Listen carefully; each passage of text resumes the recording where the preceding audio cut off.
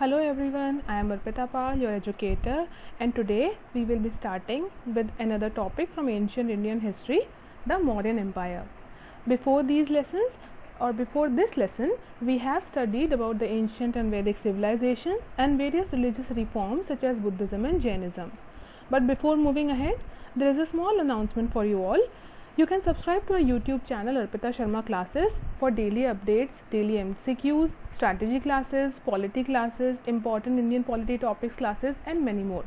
You can just press the bell icon and never miss an update. Also, Arpita Sharma ma'am is taking live plus courses on Unacademy Plus to ease your UPSC preparation.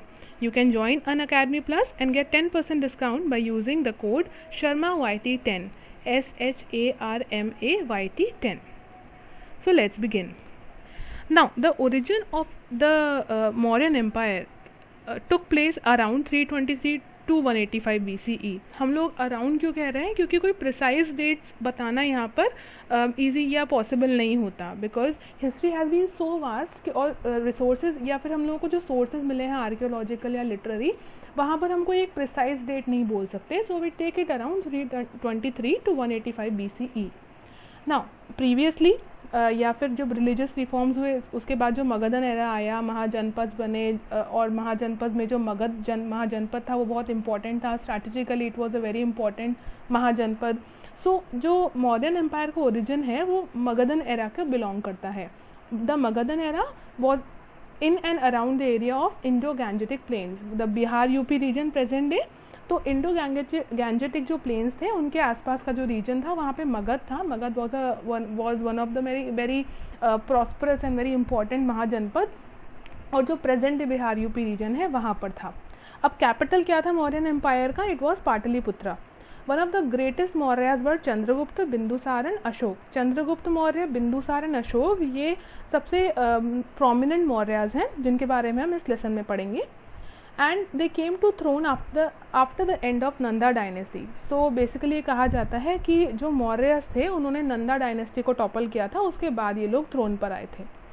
V.A. Smith also calls that Mauryas emerged from the ashes of Nandas. So Nandas were killed by Mauryas and from their ashes emerged Mauryas. Okay. Now sources, कौन कौन से sources हैं जहाँ से हमें पता चला कि मौर्यंस कौन थे, कहाँ से आए थे, उनका एरा क्या था, किस पीरियड को बिलोंग करते थे. So there are two types of sources, literary and archaeological. Literary sources में इंडिका जो कि मेगास्थनीज ने लिखी है, अकाउंट ऑफ डेमाकस, अर्थशास्त्र रिटन बाय कौटिल्य, मूद्र राक्षस, Vishakhadatta, Buddhist and Jain literature. इन सारे लिटरेचर्स के बारे में हम इस लेसन में आगे पढ़ेंगे. So you can just have a look right now. Okay, have a look at it. Archaeological sources की बात करें तो अशोकन एडिक्ट्स, मौर्यन एडिक्ट्स जो होते हैं वो बताते हैं कि मौर्यन पीरियड कहाँ से कहाँ तक था या फिर कौन से फीचर्स थे मौर्यन एम्पायर के, एडमिनिस्ट्रेशन कैसा था, ये हमें एडिक्ट्स या फिर लिटरेरी सोर्सेज से पता चलता है. Now one of the most important literary source is Arthashastra. Arthashastra written by Kautilya, who was also known as Chanakya, और Vishnugupta. He is, I hope you all have known about him, have read about him. Chanakya was Chandragupta Maurya's mentor. And Arthashastra is basically a book of administration. तो अर्थशास्त्र जो है वो Mauryan empire के जो administration है या फिर एक राजा को अपना एडमिनिस्ट्रेशन कैसे चलाना चाहिए उसके बारे में बताता है. कंटेंट क्या है? In the form of श्लोकाज and instructions. जो भी कंटेंट है अर्थशास्त्र का वो श्लोक के फॉर्म में है या फिर इंस्ट्रक्शंस के फॉर्म में गिवन है. अर्थशास्त्र कहता है कि किंग को ऑटोक्रेटिक होना चाहिए और जो स्टेट कंट्रोल है वही एक किंग का गोल होना चाहिए. Ultimately the king should be autocratic and he should have the complete control of the state.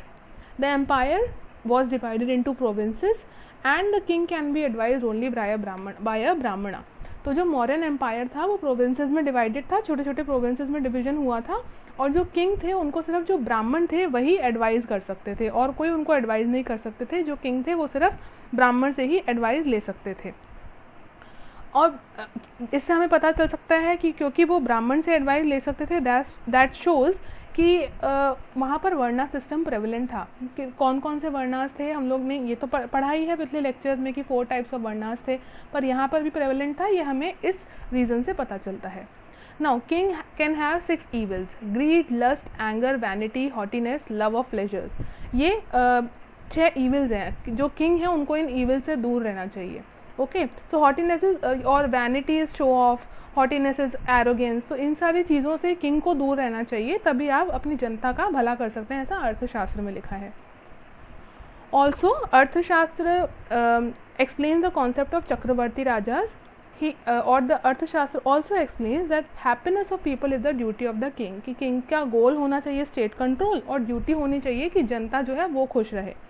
Internal quarrel lead to complete destruction. Arthashastra में कहा गया है कि अगर किसी भी किंगडम में इंटरनल डिस्प्यूट्स हैं, थ्रोन के लिए या फिर सक्सेशन के लिए कोई भी इंटरनल डिस्प्यूट्स हैं, तो वो जो कंप्लीट डिस्ट्रक्शन का कारण बनते हैं किंगडम के लिए। हमने प्रीवियसली भी देखा है कि इंटरनल डिस्प्यूट्स की वजह से, इंटरनल टसल्स की वजह से जो भी किंगडम है वो पूरे के पूरे बर्बाद हो गए हैं। तो इसलिए यही चीज़ अर्थशास्त्र में भी लिखी गई है कि इंटरनल क्वारल्स जो है वो कभी किंगडम को अफेक्ट नहीं करने चाहिए, otherwise it would lead to complete destruction. The king should also train future kings. King को ऐसा नहीं होना चाहिए कि जो भी किंग को पता है वो सिर्फ अपने तक ही रखें। He should train future Kings, क्योंकि अगर आगे फ्यूचर में अच्छे किंग्स नहीं आएंगे या किंग जैसे ही अच्छे स्ट्रॉन्ग सक्सेसर्स नहीं आएंगे तो किंगडम वैसे भी सर्वाइव नहीं कर सकता। कितनी बार हमने पढ़ा है कि कोई भी किंगडम सर्वाइव नहीं किया बिकॉज ऑफ वीक सक्सेसर्स। तो अगर वीक सक्सेसर्स होंगे तो किंगडम इतना बड़ा या इतना मैसिव किंगडम बनाने का कोई मतलब नहीं है। So king should train the future kings as well. Spies system was very prevalent and women were considered as best spies. विश कन्या कहा जाता था जो स्पाइस होती थी, और ऐसा माना जाता था कि women were one of the best spice. Neighbours के लिए अर्थशास्त्र में लिखा गया है कि कुछ रूल्स होते हैं नेबर्स के लिए, साम दाम दंड भेद उपेक्षा और इंद्रज। इंद्रज what we have currently done with our neighbouring country on the north eastern border, we have used the इंद्रज right now. So I hope you must have understood. So साम दाम दंड भेद उपेक्षा एंड इंद्रज। उपेक्षा इज इग्नोरेंस, जो basically हम अपने वेस्टर्न नेबर के साथ करते हैं कि उपेक्षा करते हैं। Now we do not consider them very important, we just ignore them. And 15 books का कंपाइलेशन है अर्थशास्त्र, जिसमें book 1 to 5 tells us about और discusses about the foreign policy of a state, and book 6 to 15 tells us about the state's relation with her neighbors. Okay, book 1 to 5 तो बताती है कि हमें foreign policy कैसे रखनी चाहिए हमारी, या फॉरेन पॉलिसी किस तरह की होती है, और 6 to 15 बताते हैं कि हमें अपने नेबर्स के साथ कैसे रिलेशंस रखनी चाहिए। अदर लिटरेचर क्या है, अभी तो हमने अर्थशास्त्र के बारे में पढ़ा। इसके अलावा परिशिष्टि पर्णम, जो चंद्रगुप्ता के कन्वर्जन को, जो उनका कन्वर्जन हुआ था जैनिज्म में, या आप लोगों को याद होगा कि चंद्रगुप्त मौर्य जो है during the end days of his life वो जैन एस्केटिक बन गए थे। तो ये परिशिष्टि पर्णम में गिवन है। ऐसे ही दीपवंश महावंश हमने प्रीवियस लेक्चर जो बुद्धिज्म जैनिज्म में था उसमें पढ़ा था कि बुद्धिस्ट लिटरेचर है। दीपवंश महावंश वो मौर्यन एम्पायर के बारे में भी हमें इंफॉर्मेशन देता है। ऐसे ही मूद्र राक्षस रिटन बाय विशाखा दत्त, इसमें बताया गया है कि चंद्रगुप्त ने कैसे नंदास को टॉपल किया और जो मौर्यास की सोशो इकोनॉमिक कंडीशंस थी वो कैसी थी। Okay, so these are important, do remember them. Now important edicts. Edicts सबसे ज़्यादा अगर बात करें तो अशोकन एडिक्ट्स मिले हैं। अशोकन एडिक्ट्स को डेसिफर किया था जेम्स प्रिंसेप ने। ये डायरेक्टली क्वेश्चन आया हुआ है यूपीएससी प्रीलिम्स में, who had deciphered the Ashokan addicts for the first time. So it was James Prinsep in 1837 that he had deciphered the Ashokan addicts. Ashokan addicts जो है 14 मेजर एडिक्ट्स हैं, 3 माइनर एडिक्ट्स हैं, 7 मेजर पिलर एडिक्ट्स हैं और 3 minor pillar addicts हैं। इसके अलावा 3 केव addicts भी हैं। चंद्रगुप्ता मौर्य का जो इंस्क्रिप्शन है सोहागुड़ा यूपी में, वो भी एक इंपॉर्टेंट सोर्स ऑफ इन्फॉर्मेशन है। ऐसे ही हम अगर स्क्रिप्ट की बात करें तो यहाँ ब्राह्मी स्क्रिप्ट यूज़ हुई है एडिक्ट्स में, और लैंग्वेज प्राकृत यूज़ हुई है। Why Prakrit? Because it was language of the masses. I hope you understand the difference between language and script. Okay, so language is Prakrit and script is Brahmi. Now we come on to the important kings of Mauryan Empire. Firstly, Chandragupta Maurya. He was born at Pushpapura and his mentor was Chanakya. अब चाणक्य की story ये है कि वो Nanda dynasty जो थी, हमने पढ़ा ना कि मौर्य जो है नंदास को टॉपल करके आए थे, तो जो नंदा डायनेस्टी का लास्ट किंग था, लास्ट और काफ़ी फेमस किंग था धनानंद। तो धनानंद जो थे उन्होंने चाणक्य को बहुत इंसल्ट किया था, और जो इंसल्ट थी वो चाणक्य को बहुत बुरी लगी थी, एंड उन्होंने डिसाइड किया था कि मैं इस किंगडम को टॉपल करके रहूँगा। इसी वजह से चाणक्य जो थे वो चंद्रगुप्त से मिले, उनको चंद्रगुप्त में फ्यूचर रूलर, फ्यूचर किंग दिखाई दिया। So he took Chandragupta to Takshashila, and finally Chandragupta Maurya came to power with the help of his mentor Chanakya. उन्होंने अपना एम्पायर स्टैब्लिश किया 321 BCE में। By his campaign towards north west India. जो वेस्टर्न पार्ट था India का उसको अनेक्स करने में ज़्यादा टाइम नहीं लगा क्योंकि वहाँ पर जो कंपटीशन था या फिर जो कंपेटिटर्स थे कम थे, so it was annexed in a lesser time. Also internationally अगर बात करें तो Arachosia, Bactria, Asia all were captured by Chandragupta Maurya.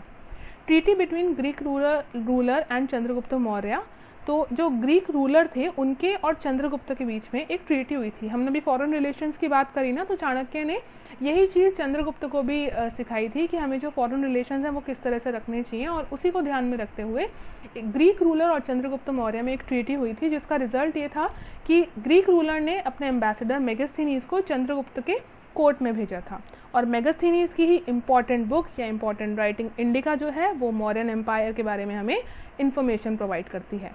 Megasthenes की जो इंडिका है उसमें मेन फोकस दिया गया है मौर्यन एम्पायर में जो एडमिनिस्ट्रेशन है उसको। यहाँ पर इंडियंस को रिचुअलिस्टिक और रिजिड दिखाया गया है, however they were very welcoming in nature. ये कहा गया है कि Indians are very ritualistic, rituals में बहुत ज़्यादा बिलीव करते हैं, they are very rigid not flexible people, but at the same time they are very welcoming people. तो अतिथि देवो भव के कॉन्सेप्ट में इंडियंस बिलीव करते हैं। पाटलिपुत्रा को मेगास्थनीज इंडिका में एक पैलेस सिटी की तरह बताया गया है। यहाँ पर यह भी लिखा गया है कि विमेन जो थी वो बॉडीगार्ड्स हुआ करती थी किंग की, and king didn't sleep in one room for more than 2 days, sorry it should have more than 2 days। तो जो किंग थे वो 2 दिन से ज़्यादा अपने एक रूम में नहीं सोते थे बिकॉज ऑफ सिक्योरिटी एस्पेक्ट्स या फिर जो भी इशू थे कि नेचुरली किंग हैं और हो सकता है उनको खतरा हो, तो वो एक कमरे में 2 रात से ज़्यादा नहीं सोते थे। ह्यूज आर्मी थी मौर्यन एम्पायर के पास और स्पाइस बहुत सारे थे। Next comes the second important ruler of Mauryan empire, Bindusar. Bindusar was also known as Amitraghat और Amitrasheets in Greek, and Amitraghat the slayer of foes। Mahabhashya जो एक लिटरेरी सोर्स है उसमें बताया गया है कि Bindusara is also been known as Amitraghat। He was the son of Durdara and Chandragupta and he expanded his empire up to Mysore। Okay, so south में जो मैसूर है वहाँ तक बिंदुसार ने अपना एम्पायर एक्सपैंड किया था। One of the most important expansions of Bindusar was that he conquered the land between 2 seas। It was one of the most important annexation or important expansion। Taranath was a Tibetan monk जो उनके court में थे, बिंदुसार के court में थे। इन्होंने 25 साल तक राज किया and finally he also join the Ajivika sect. Do mention in the comment section what is Ajivika sect. आपने अगर बुद्धिज्म और जैनिज्म का जो प्रीवियस लेसन है वो पढ़ा होगा तो आपको इसका आंसर ज़रूर आएगा। Please mention it in the comment section. Now Ashok, king Ashok, basically literal meaning अगर देखें अशोक का तो it means the one with who has no sorrow. शोक का मतलब होता है दुख, sorrow, and the one with no sorrow is Ashok. Ashok is बिना किसी दुख के, बिना किसी शोक के। So he was also known as Chand Ashok या Chand Ashok and letter he converted to धम्म अशोक। अब चंड अशोक क्यों कहा गया है उनको, क्योंकि ऐसा लिखा गया है कई बुक्स में, कई जगह कहा गया है कि जो अशोक थे उन्होंने थ्रोन के लिए या थ्रोन को कैप्चर करने के लिए अपने 99 ब्रदर्स को मार डाला था। एक को छोड़ दिया था, जो उनके 100 भाई थे, एक को छोड़ दिया था और 99 ब्रदर्स को मार डाला था, इसलिए उनको चंड अशोक कहा गया है। जबकि अब जब वो बाद में बुद्धिज़्म की तरफ आ गए थे तो उनको धम्म अशोक कहा गया। तारानाथ जो थे, हमने अभी पढ़ा था कि बिंदुसार के कोर्ट में जो बुद्धिस्ट मंक थे तारानाथ, उन्होंने ये लिखा है कि अशोका ने सिर्फ अपने 6 ब्रदर्स को ही मारा था। तो अलग अलग थ्योरीज हैं, इनमें से कोई भी हम प्रिसाइजली नहीं कह सकते, कोई भी कंक्लूड नहीं कर सकते कौन सी सही है। 261 BC में कलिंग वॉर हुई एंड फाइनली कलिंग वॉर के बाद जो अशोक थे वो बुद्धिज़्म की तरफ डाइवर्ट हो गए। इंस्क्रिप्शंस में जो बहुत सारे इंस्क्रिप्शंस हैं, अशोकन इंस्क्रिप्शंस हैं, उसमें अशोक को, किंग अशोक को देवनम पियादासी के नाम से जाना गया है। Rock edicts 14 major rock edicts हैं अशोक के नाम पे, किंग अशोक के नाम पे, and majority are in Prakrit and Brahmi. 2 Kalinga edicts हैं जो कि टॉलरेंस दिखाते हैं, या जो किंग है ये दिखाते हैं कि जो किंग हर रिलीजन को इक्वल रिस्पेक्ट देते हैं, टॉलरेंट किंग है। धौली एंड जोगाड़ा एडिक्ट्स जो है वहाँ पे एडिक्ट 11, 12 एंड 13 उनको कलिंग एडिक्ट्स ने रिप्लेस कर दिया है। Gujjar edict, Maski edict and Nittur edict, ये अशोका का यहाँ पर नेम मेंशन्ड है। इनिशियली हमने देखा ना कि देवनम पियादासी कहा गया है, पर गुज्जर, मस्की और निट्टूर एडिक्ट में अशोका का नाम मेंशन्ड है। गिरनार रॉक एडिक्ट जो है it gives details of Ashoka, Samudragupta and Rudradaman. Ashok, Samudragupta, Rudradaman, बहुत सारे रूलर्स की डिटेल्स गिरनार रॉक इंस्क्रिप्शन से मिल सकती है। And it also mentions the construction of Sudarshan lake by Chandragupta Maurya. So irrigation works में भी अगर हम देखें तो Mauryans were very ahead of time. Sudarshan lake जो है वो चंद्रगुप्त मौर्य ने कंस्ट्रक्ट करवाई थी। Now Ashoka's dhamma to Buddhism by Upagupta, it means कि बुद्धिज्म की तरफ अगर जाने का मार्ग या बुद्धिज्म का जो पाथ था वो अगर अशोक को दिखाया तो that was by Upagupt. And softer approach to society, he had a softer approach to society and wanted to have a pan India empire, and not just wanted, he also had a pan India empire। जो Mauryan empire था वो सबसे ज़्यादा glorify किया गया था अशोक के time पे, and it reached the various sections of the world as well. Punishment compulsory होता था मौर्यन एम्पायर में, बहुत रिजिड पनिशमेंट होता था। यहाँ पर ह्यूमैनिटेरियन पर्सपेक्टिव भी था, पर अगर कोई गलत काम करता था तो उनको उतना ही स्ट्रिक्ट पनिशमेंट दिया जाता था। ही एम्ब्रेस्ड धम्मा नॉट बुद्धिज्म। अब यहाँ पर इसका ये मतलब नहीं है कि उन्होंने बुद्धिज्म को नहीं प्रीच किया था। बेसिकली धम्मा का मतलब होता है अ वे ऑफ लाइफ। सो अशोक ने धम्मा को जो था एम्ब्रेस किया था, और बुद्धिज्म एज ए रिलीजन उन्होंने एक्सेप्ट नहीं कर लिया था, या उन्होंने कन्वर्ट नहीं कर लिया था खुद को हिंदुइज्म से बुद्धिज्म में, but he explain Buddhism via his dhamma, Ashoka's dhamma. Okay, तो उन्होंने प्रीच इस तरह से किया था कि dhamma is a way of life, morality, righteousness, ये सब एक वे ऑफ लाइफ है, और उसी तरह से हमें आगे बुद्धिज्म के पाथ पर भी चलना चाहिए। So but it was not enforced, कोई फोर्सिबली उन्होंने सबको नहीं कहा था इसको एम्ब्रेस करने को। It was his own way of life which he wanted to preach amongst others. Amatyas जो होते थे मौर्यन एम्पायर में, उनको वो जो सिविल सर्वेंट्स होते थे उनको अमात्यास कहा जाता था। उनको जुडिशियल और एडमिनिस्ट्रेटिव दोनों काम करने होते थे। आज भी अगर हम देखें तो जो डिस्ट्रिक्ट कलेक्टर हैं कई जगह पर he is also the DM, district magistrate, जिला दंडाधिकारी भी होते हैं। So he had to also perform during the Mauryan empire the same functions, judicial as well as administrative functions. But जो सिलेक्शन होता था वो काफ़ी डिफिकल्ट होता था। बहुत सारे टेस्ट क्लियर करके जो सिविल सर्वेंट्स होते थे, अमात्य होते थे, उनको ये पोजिशन मिलती थी। And rule of law implemented by Kautilya similar to Ashoka's mahamattas. Now the revenue department. अब रेवेन्यू डिपार्टमेंट में बहुत सारी ऐसी टर्म्स हैं जो आपको याद रखनी चाहिए, एग्जाम में डायरेक्टली पूछी जा सकती हैं। For example, samaharta, he was the tax collector. Sannidhata was the chief treasury officer. Sena bhaktam was army's primitive tax, army जो प्रिमिटिव टैक्स देती थी उसको सेना भक्तम कहा गया था। और जो सैलरी थी वो बेसिकली कैश में दी जाती थी। कैश में भी जो सिल्वर कॉइन्स हैं, पान कहा गया है, इनको पाना कहा गया है, वो दिए जाते थे एज सैलरी। सेनापति जो होते थे, क्योंकि मौर्यन एम्पायर में आर्मी पर बहुत ज़्यादा फोकस दिया गया है या बहुत ज़्यादा इंपॉर्टेंस दी गई है आर्मी को, तो इसीलिए जो सेनापति थे वो भी हाईएस्ट पेड होते थे। Now comes the department of commerce and industry. The Mauryan economy was quite stable one, क्योंकि देखिए अगर एम्पायर या जो आपका अगर स्टेट है वो प्रॉस्परस है, किंग प्रॉस्परस है तो स्टेट प्रॉस्परस है। अब स्टेट प्रॉस्परस है तो वहाँ पर वो लोग हैप्पी होंगे, तो अल्टीमेट गोल इज अचीव्ड। जैसा अर्थशास्त्र में लिखा गया है कि king should have the state control and his only goal should be state control, but he should also think about the happiness of his people, मतलब जनता की खुशी के बारे में आपको सोचना है। तो जब इकोनॉमी स्टेबल है तो जनता ऑलरेडी खुश है। क्यों इकोनॉमी स्टेबल है? क्योंकि जो गुड्स और सर्विसेज हैं उनकी सप्लाई जो है वो स्टेडी थी, कोई मिडिलमैन नहीं होते थे या करप्शन इतना नहीं था, तो इसलिए स्टेडी इकोनॉमी है। Uniform system of weights and measures होता था, पूरे एम्पायर में यूनिफॉर्म सिस्टम होता था। Sorry for this spelling mistake, it should be uniform, UNIFORM। So uniform system of weights and measures था। रेगुलेशन होता था फॉरेन ट्रेड का, ताकि स्मगलिंग ना हो सके। हर जगह हमने बताया ना, अभी आगे हमने बात की थी कि स्पाइस सिस्टम बहुत ज़्यादा प्रेवलेंट था, तो जो फॉरेन ट्रेड थी उस पर भी बहुत ज़्यादा ध्यान रखा जाता था ताकि स्मगलिंग ना हो सके। जो रिटेल थी उस पर भी कंट्रोल रखा जाता था, होलसेल प्राइस को कंट्रोल में रखा जाता था। तो the economy was very prosperous and stable one. Judicial system जो था, दो तरह के कोर्ट हुआ करते थे, जैसे अभी भी civil court and criminal court होते हैं, sessions court and civil court, उस वक्त भी यही होता था। Dharma sthiyas civil court and kantaka shodhana criminal court. District magistrate या district collector as we have previously studied were amatyas. Punishment जो होता था सिवियर होता था। पहले जो स्मॉल क्राइम्स होते थे उसके लिए फाइन, अगर थोड़ा और ज़्यादा हीनियस क्राइम है तो फाइनली उसके लिए म्यूटिलेशन किया जाता था। म्यूटिलेशन लाइक उनके लिम्स वगैरह तोड़कर उनको जिंदा छोड़ दिया जाता था। और कभी कभी स्पेशली ये होता था in case of the criminals who had committed some crime against women, तो उनको जो म्यूटिलेशन किया जाता था उनकी बॉडी का, उनके बॉडी के कुछ पार्ट्स तोड़कर उनको जिंदा छोड़ दिया जाता था। ये इस तरह का सिवियर पनिशमेंट होता था, और कभी कभी कैपिटल पनिशमेंट भी दिया जाता था। The king was the foundation of justice and pradeshti was responsible for controlling criminal. जैसे भी पुलिस होते हैं, they are responsible for controlling criminals, the same way pradeshti used to work.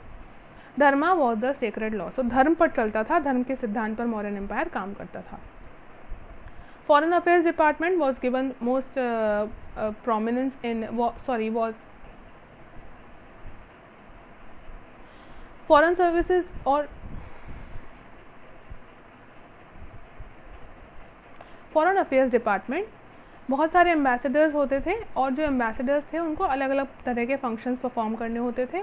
For example निश्री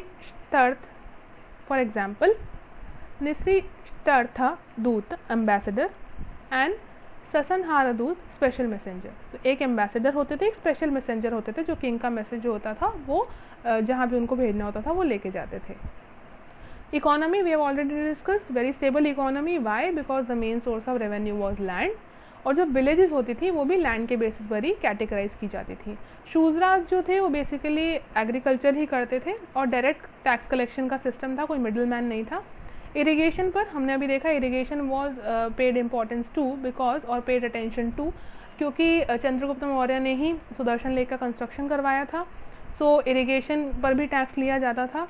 1/4 tax लिया जाता था पाटलिपुत्रा से और लुम्बिनी, क्योंकि बुद्धिस्ट अगर हम बात करें अशोक की तो उन्होंने बुद्धिज्म को पेट्रोनेट दिया था, तो लुम्बिनी से 1/8 टैक्स एग्जेम्पशन था लुम्बिनी के लिए. बलि जो था वॉलंटरी टैक्स था. वॉलंटरी टैक्स में ऐसा नहीं है कि विलेजर्स को टैक्स नहीं देना पड़ेगा, देना होता था. टैक्स वॉज कंपल्सरी, टैक्स तो देना ही होता था. वॉलंटरी टैक्स का मतलब है अब आप उस टैक्स के थ्रू क्या देना चाहते हो वो जो विलेजर्स हैं उनके ऊपर डिपेंड करता है.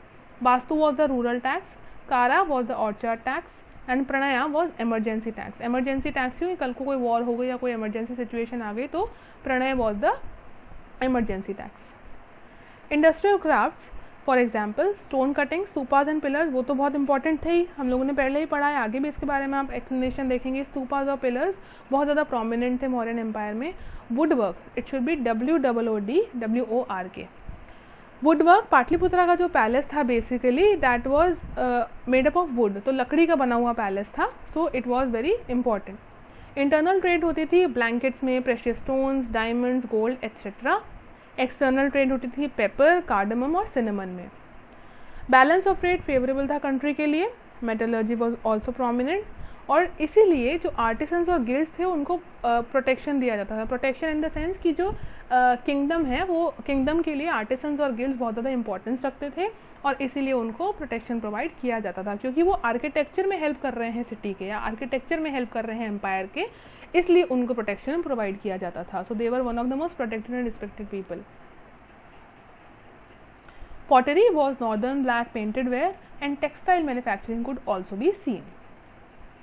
ट्रेड रूट्स, रोडवेज और वाटरवेज दोनों तरह से ट्रेड रूट्स थे. For example the east west route was Takshashila to Pataliputra, south east route was Shravasti to Rajgriha and south west route was Shravasti to Pataliputra. Grand trunk road was important as it was the trade route between Takshashila to Pataliputra. Society में varna system prominent था. शूद्राज हमने अभी पढ़ा, शूद्राज जो थे वो basically agriculture में help करते थे और सर्वेंट्स थे. स्लेवरी एग्जिस्ट करती थी. स्लेवरी कैसे एग्जिस्ट करती थी? डोमेस्टिक स्लेव्स थे who were basically treated as families. हम ये नहीं डिनाई कर सकते कि स्लेवरी एग्जिस्ट नहीं करती थी. बहुत ज़्यादा सोर्सेज नहीं मिले हैं स्लेवरी की एग्जिस्टेंस को कंफर्म करने के लिए, बट हाँ ये कह सकते हैं डोमेस्टिक स्लेव्स एग्जिस्ट करते थे who are known as dasas and karmakars and they were treated as family. Theft बहुत कम, चोरियाँ वगैरह बहुत कम होती थी, चोरी नहीं होती थी ज़्यादा. Theft rarely occurred in Mauryan empire. Women का जो स्टेटस था it was quite low. Polygamy was practised. We have already studied in previous lesson that associate wife and chief wife the concept was there and women had low status. Widow remarriage was allowed and divorce was also allowed. Prostitution existed during Ashoka's reign and the prostitutes were called Ganika and the one who used to supervise the Ganikas was Ganikadhyakshas. Vishti was forced labor. Art and architecture, this is the most important point of Mauryan Empire. Court art की अगर बात करें तो pillars, capitals, caves, stupas and wooden palaces, these were all court art. Okay, मतलब ये अगर कह दें गवर्नमेंट और प्राइवेट, पब्लिक या प्राइवेट हम इस तरह से बात कर सकते हैं.